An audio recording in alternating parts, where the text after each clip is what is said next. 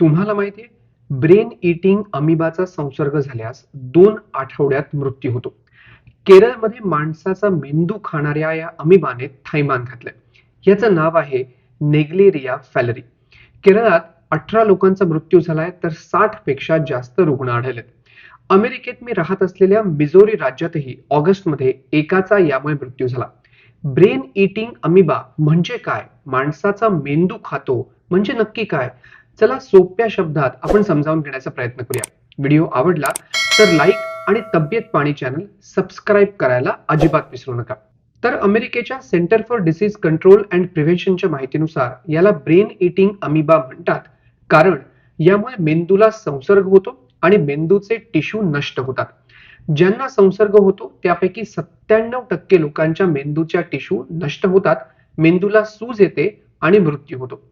तर नॅग्लेरिया फॅलरी एक मुक्त जिवंत अमिबा म्हणजे वन सेल्ड ऑर्गॅनिझम आहे. तलाव, नद्या, कालवे यांसारख्या उबदार पाण्यात तो सापडतो. हा नाकातून शरीरात प्रवेश करतो. पोहताना, पाण्यात डुबकी मारताना किंवा तलाव, नद्यांसारख्या पाण्यामध्ये डोकं बुडवताना याचा संसर्ग होण्याचा धोका आहे. अमिबा नाकातून मेंदूत प्रवेश करतो आणि मेंदूच्या नसांचं नुकसान करतो.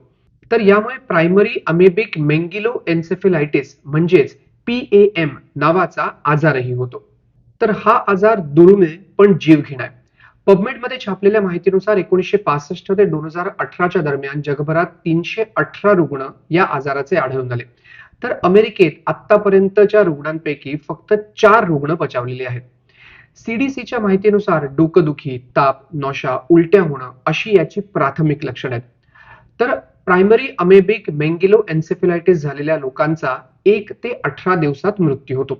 या अमिबाचा संसर्ग झाल्यानंतर 15 दिवसांनी त्याची लक्षणं दिसू लागतात. तर क्लिव्हलँड क्लिनिकच्या माहितीनुसार यापासून संरक्षणासाठी नॅग्लेरिया फॅलरी असलेल्या पाण्यात जाऊ नये, फ्रेश वॉटर असलेल्या ठिकाणी पोहू नका किंवा वॉटर स्पोर्ट्स करू नका. पाण्यासाठी वॉटर फिल्टर वापरा. तर योगाभ्यासातील नेती करताना नेती पॉटमध्ये नळाचं पाणी वापरू नका. नळाचं पाणी वापरण्याआधी उकळून गार करून मग नाक स्वच्छ करा किंवा नेझल क्लिनिंग करा.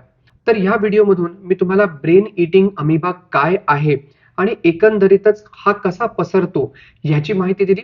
पुढच्या व्हिडिओमध्ये मी तुम्हाला मेंदूमध्ये हा अमिबा गेल्यानंतर नक्की काय होतं, मेंदूचे टिश्यू नष्ट होतात म्हणजे काय होतं ह्याबाबतही माहिती देणार आहे. त्यामुळे हे चॅनल लाईक आणि सबस्क्राईब करायला विसरू नका.